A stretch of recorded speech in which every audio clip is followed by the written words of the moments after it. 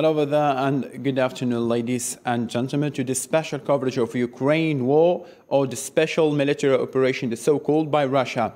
Despite Ukraine's ambitions to align itself better with Western countries, including its public interest in joining NATO, which was formed at least in part to deter Soviet expansion. In Russia's opinion, one of the main demands is that Ukraine refrains from joining NATO, an alliance between 28 European countries and 2 North American countries that promotes peace and security in the North Atlantic region. Now, after more than 2 months, Germany, one of the countries that shifted its policy toward the Ukraine crisis, preparing to send heavy weapons to Ukraine, including anti-aircraft tanks, which is considered to some extent a direct intervention, as Russia made its interpretation to the situation. British, on the other hand, are reported of provoking an act over the Russian lands throughout Ukraine. To this point, questions are raised. Is Germany ready to enter this war? And why would the British and US push the escalation forward, firstly refusing any kind of negotiations? And what is the call of Ukraine on that? Multiple questions are directed to our panel of guests. We have Mr. Gianmarco Flop, Global Affairs Chief from Rome, Italy, and Mr. Giorgi Belanchivili, a researcher fellow and international relations expert from Georgia. Gentlemen, thank you so much for joining us in this debate. The show begins right after this break.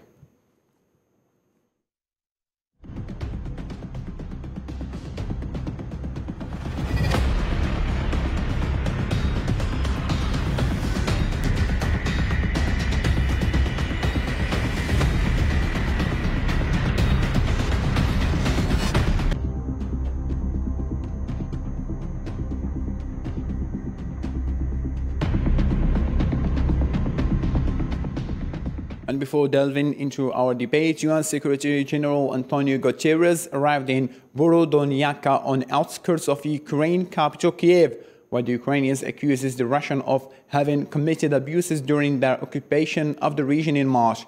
Guterres is expected to meet the Ukrainian President Volodymyr Zelensky on Thursday. Earlier this week, UN Secretary General had already met Russian Foreign Minister Sergei Lavrov and President Vladimir Putin in Moscow.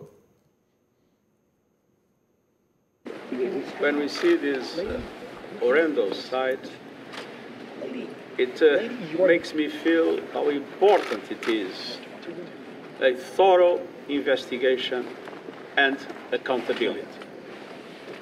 I am glad that International Criminal Court is seized of this situation, that the prosecutor's office was already here. Mr. Gianmarco, thanks again for accepting our invitation. In your mind, don't you think UN's chief move this time is really late after more than 2 months now? So many casualties were recorded, a huge destruction of a Ukraine infrastructure. I mean, what is the aim behind this visit to Moscow as well to Kyiv now?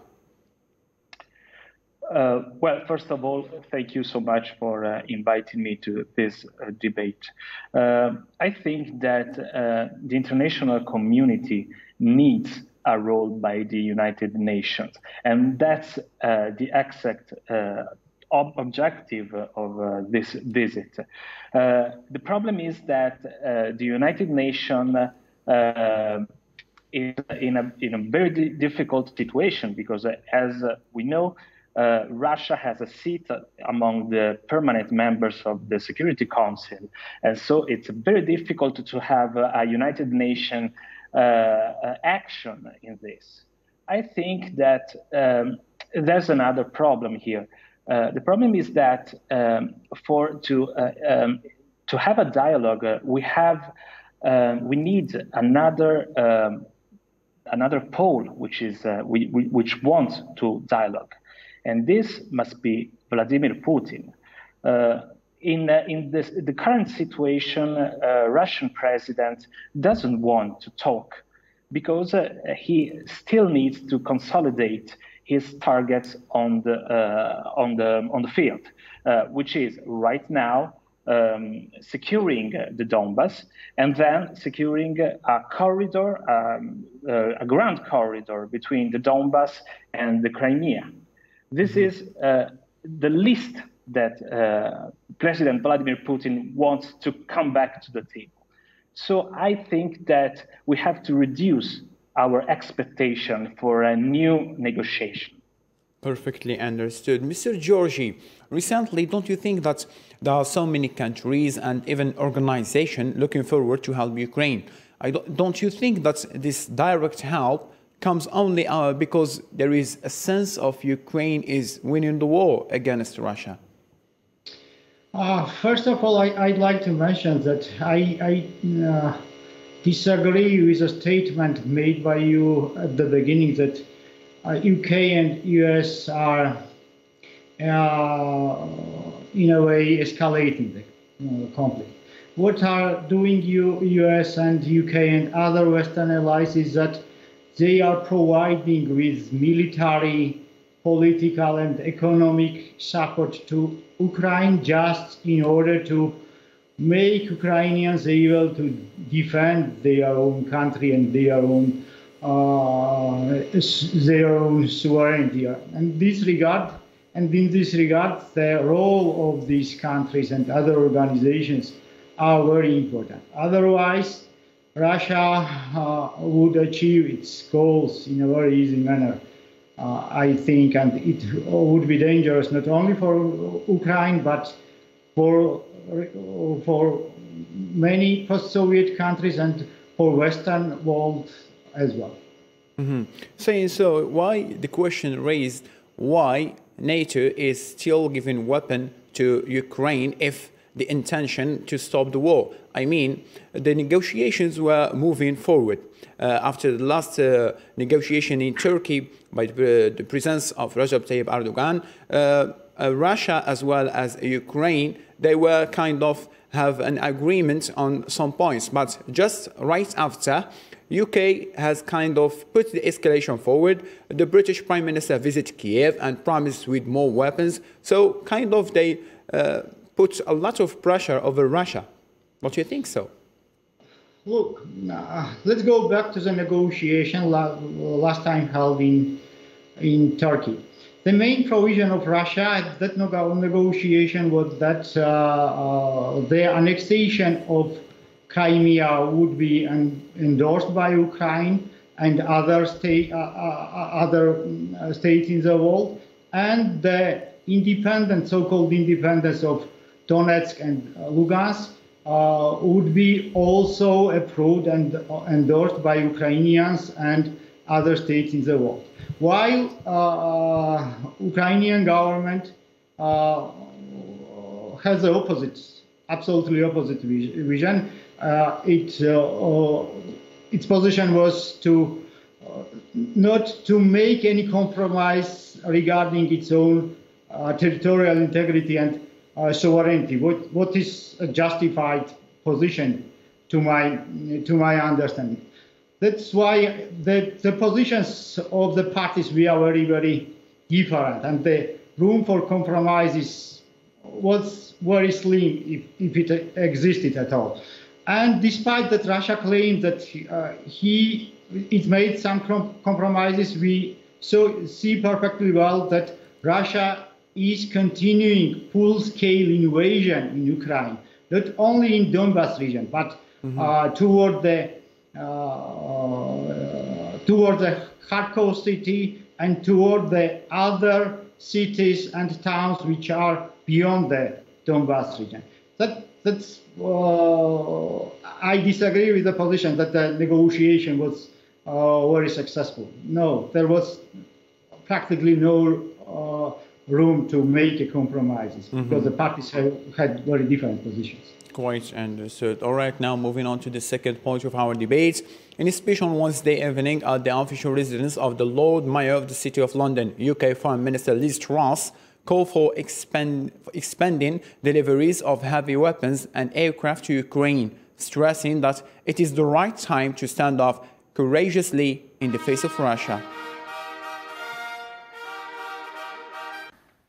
The war in Ukraine is our war. It's everyone's war, because Ukraine's victory is a strategic imperative for all of us. Heavy weapons, tanks, aeroplanes, digging deep in our inventories, ramping up production. We need to do all of this. Some argue that we shouldn't provide heavy weapons for fear of provoking something worse. But my view is that inaction would be the greatest provocation. This is a time for courage, not for caution. Mr. Gianmarco, as it is clearly seen, Russia now is fighting not only Ukraine, but rather majority of NATO countries. The question raised now, how Germany and UK shifted their policy directly and started this military backup to Ukraine. Isn't a real dangerous move against Russia, taking into consideration that Germany is already suffering from this operation? Well, look, I think that the NATO position is not a completely unified position.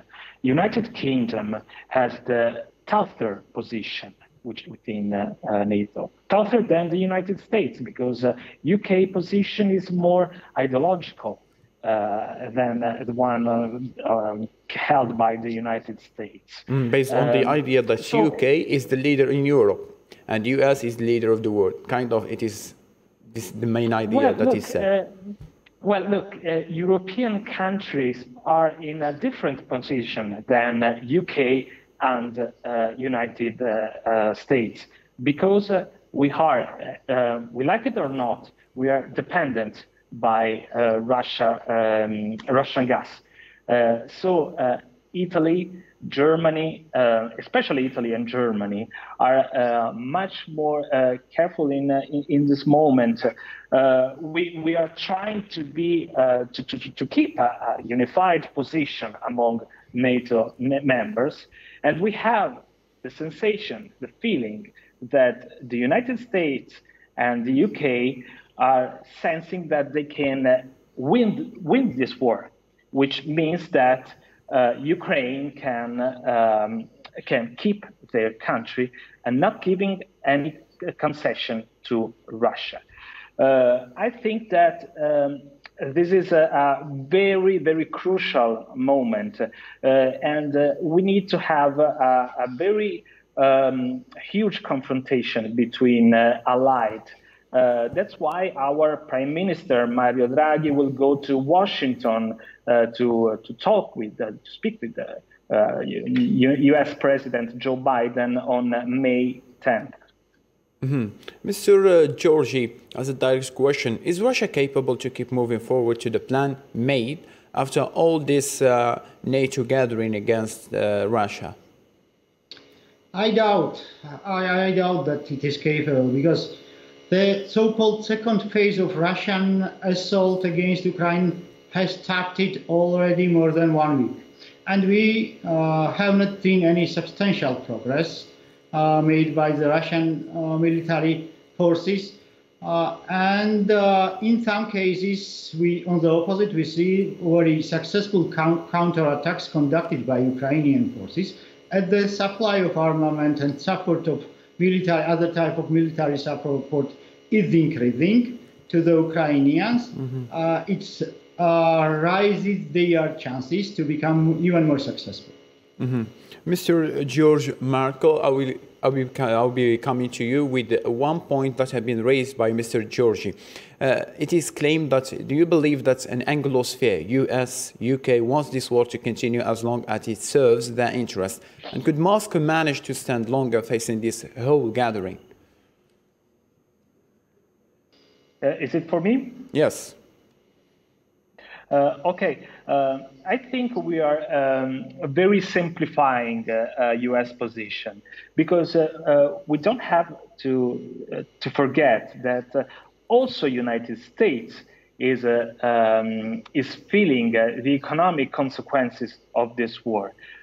Inflation in U.S. was 8.5 in last March.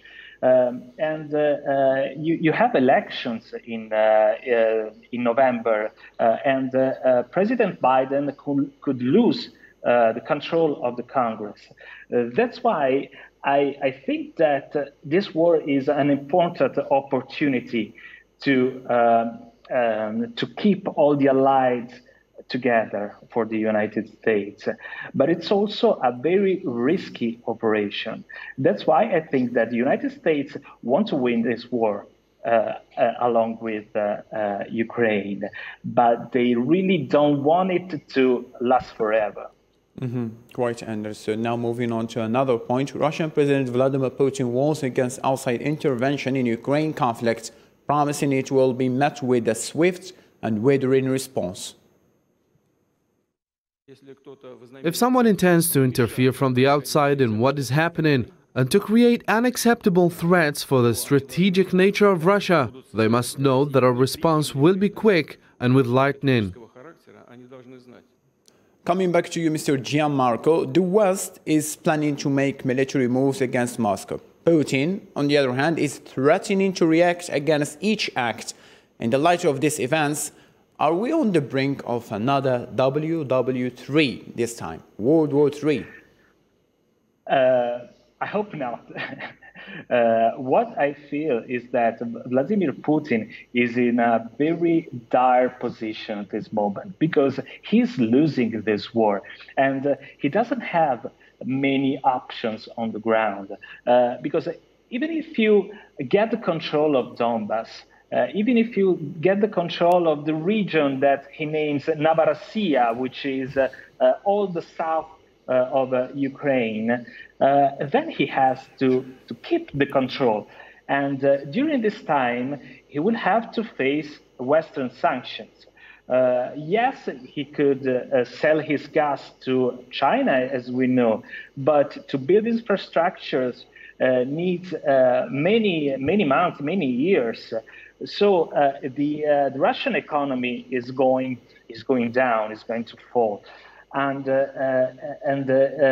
he wants to put an end to this war. I think at least in some weeks, he needs to get some of these goals. That's why he doesn't want any interference by the Western countries, and so he's threatening the use of nuclear weapons. But I think he's going to use nuclear weapons only if he'll be really desperate. Perfectly understood. Mr. Georgiou, what are you saying about this? How can you read Putin's words? And do you agree with what Mr. Gianmarco has said? Just the economy of Russia is suffering, taking into consideration that Russia now is getting paid by rubles from the gas incomes. Yeah, I completely share that what Mr. Marco just has said regarding the economy. Look, according to figures just yesterday stated by Russian officials, the decline of the GDP in this year is expected from 8% to 12%. The rate of inflation is expected at around 20%. These are huge numbers, and this means that the sanctions impact will be critical for the Russian economy. As regards to Putin's words about the interference, to me it sounds like bragging about what Putin means. Mr. Putin means about interference. From the initial point, NATO countries announced that they would not be involved on the ground in Ukraine militarily. Otherwise, they promised to provide all the support to Ukrainians as well, including military support. What is other type of interference? I don't know what was Putin about talking yesterday. Understood. The EU chief executive Ursula von der Leyen on Wednesday called the Russian giant Gazprom's move that halts supplies to some European customers as blackmail. The president of the European Commission also said that the bloc was working on a coordinated response to Moscow's escalation. Today, the Kremlin failed once again in his attempt to sow division among member states. The era of Russian fossil fuel in Europe is coming to an end. Europe is moving forward on energy issues. Both Poland and Bulgaria are now receiving gas from their EU neighbors. And this shows, first of all, the immense solidarity among us, but it also shows the effectiveness of past investments, for example, in interconnectors and other gas infrastructure. Mr. Marco, except Hungary, the only country that approved to pay Russian gas by ruble, and Russia now is cutting off its gas to anyone who refuses to pay as follow, such as Poland and Bulgaria. So how can Europe survive without the availability of the Russian gas? Are there any alternatives ready to be used?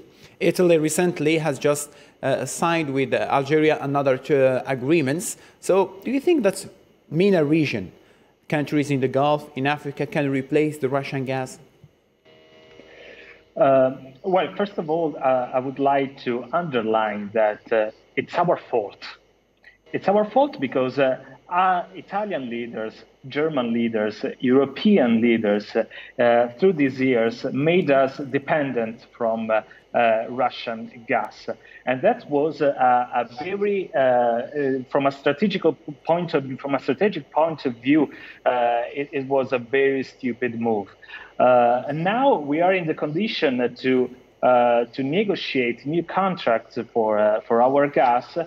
We came to Italian Prime Minister Mario Draghi, as you mentioned, came to Algeria. Then Italian officials went to Congo, to Angola. We are trying to negotiate more contracts. I think we are going to reach the goal to have half of our need of gas supplied by these countries. But of course, you need time, and it is not possible in the near time to be independent from Russian supplies. Mm-hmm. Mr. Georgi, this war pushed all European countries toward the MENA region for an alternative over the Russian gas and energy. And even Russia is creating an alliance with the major powers over there, such as China, India. So to this point, do you think that Asian countries will be leaning toward the Eastern Pool in what seems to be a new bipolar world order? It's very difficult to predict at the moment because many things depends on the outcome of Ukraine. You are quite correct, underlining that Russia also tries to strengthen its alliance with India, with China, with Middle East region countries. But at some point, Moscow is successful, but largely it fails. We have seen a recent visit of UK Prime Minister to India, and the main topic of discussion was India's tie with Russia, and I expect to have some positive signs in India's policy towards Moscow. Just to start distancing from its Moscow policy. China also seems quite reluctant to provide sufficient support to Moscow. Just recently, China's one of the largest drone plants has stopped its operation in Russia, and it was a type of sign for me that China is even more restricting its cooperation with Moscow, which is essential because to stop Russia, Western alliance is important, but position of the countries like China, India, Middle Eastern countries are very essential as well. Mm-hmm. Understood. The International Atomic Energy Agency Director General Rafael Grossi has appealed for access to the nuclear facility in Zaporizhzhia, Ukraine, stating that the level of safety there is like red lights flashing. The biggest nuclear power plant in Europe is currently under Russian control. This agency, according to Grossi, has to re-establish links with the plant, which is also needs to be repaired.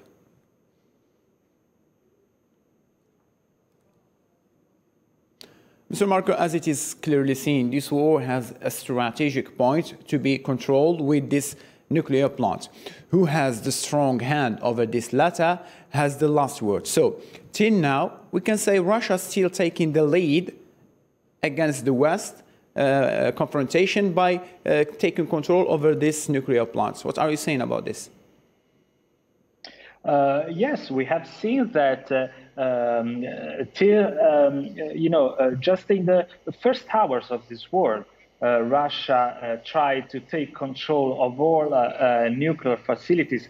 We have seen this in Chernobyl too. We have seen it in Zaporizhzhia, as you mentioned. Russia is knows very well that it has to take control of these facilities to be in the position to threaten Ukraine and the West. But we also know that Russia has got a lot of difficulties to control the territory. We have seen it because the large-scale invasion that Russia planned on February 24 failed. Failed because the invasion was planned with too few people, too few men on the ground.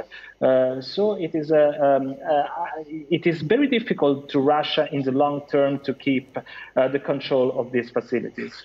Mm-hmm.